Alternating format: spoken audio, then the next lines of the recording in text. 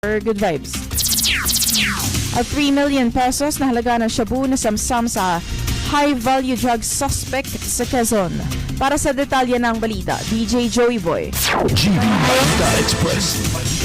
DJ Frankie, sa lalawigan nga ng Quezon, mahigit 3 milyong pisong halaga ng hinihinalang shabu ang nasamsam ng mga otoridad sa isang drug bypass operation sa Lucena City, Quezon, madaling araw nitong Martes.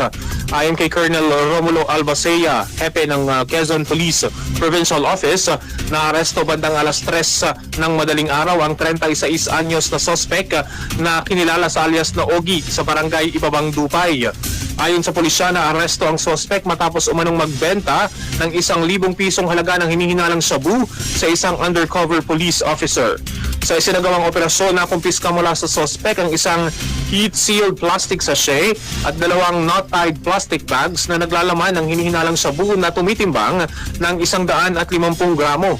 Batay sa standard price ng Dangerous Drugs Board, nasa 6,800 pesos kada gramo, kaya naman tinatayang nasa 1,020,000 pesos ang halaga ng nakumpiskang droga.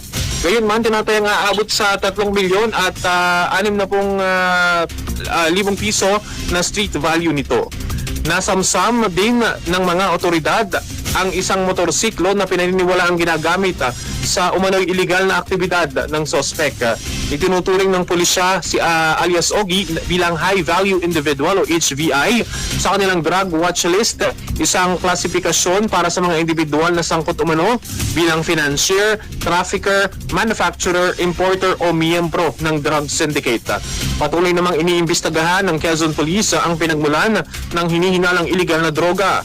Ayon pa kay Colonel Albacea, magpapatuloy ang kanilang kampanya laban sa illegal drugs upang maprotektahan ang mga komunidad at mapanatili ang kapayapaan at seguridad sa lalawigan.